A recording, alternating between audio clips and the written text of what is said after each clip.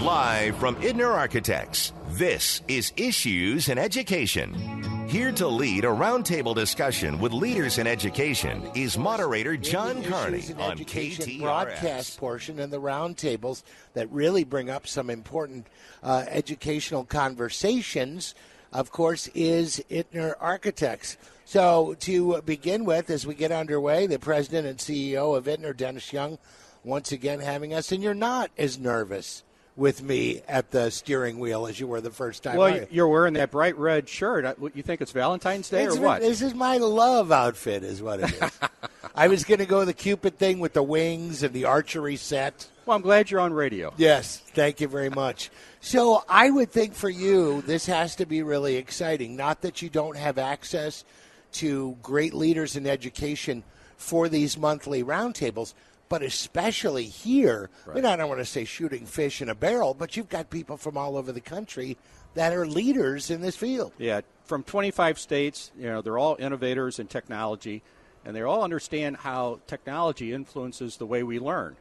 That whole area of how we've learned is just phenomenal for me. You look back over the last 10 years with the advent of cell phones and technology. We acquire knowledge in a different way. We learn in a different way. We live and work together in a different way, and sometimes that's good. Sometimes it's not so good, but it's progress. And long way from that one-room church classroom that some of us remember. I don't want to date myself. Let me start with this. We'll get into the convention that's going on here and different aspects of education with some leaders in the field. But you coming from Ittner and creating issues in education, one of the questions that I had, and I think other people have had, is, you at the very base of things, design buildings. You are an architect. So how does that fit in to the world of higher learning and education? Well, learning occurs across what I call all market silos. Healthcare, the corporate world for job retraining, training our vets when they come back. Southwest Illinois College is big on that. So everybody across the spectrum is dealing with education from one way or another, and it really affects all of our lives. But at what point did you decide you needed to get this involved as opposed to your priority being, do we have the right concrete company and can we get a good price on steel? Well, it's interesting. Our priority is not that at all. It happens to be, are we making the right impact on people's lives? Are we creating the right opportunities? The word that is in education a lot is pedagogy, which has to do with the kinds of programs, their teaching techniques and all that. And we're just fortunate to be sitting on their side of the table day in, day night, and we hear these stories.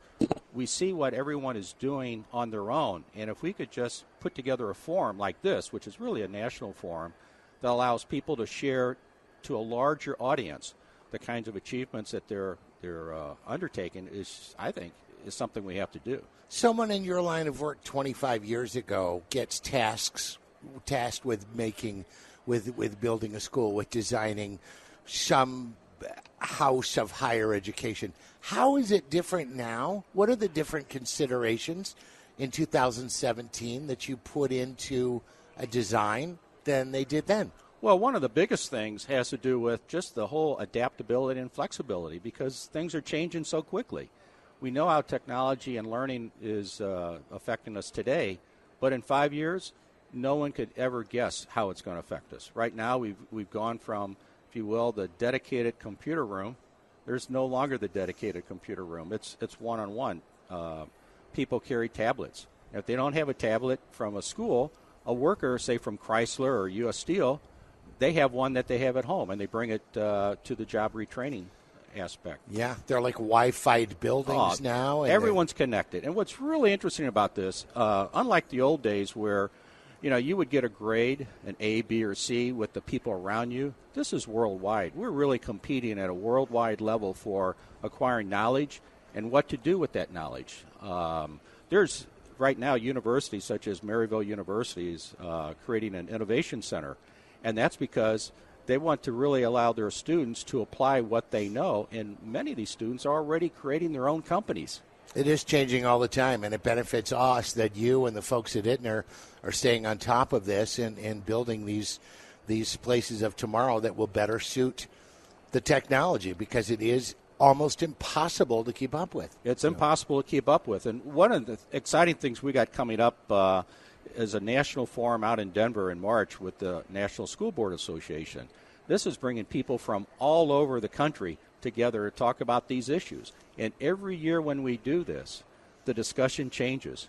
The voice kind of gets further along in the thinking. And it's interesting to track that. And then in July, we'll be in Washington, D.C. with SCUP, which is Society of College and University Planners. So from public education to colleges and universities to the corporate world, healthcare, all that, it's just permeating all through the system.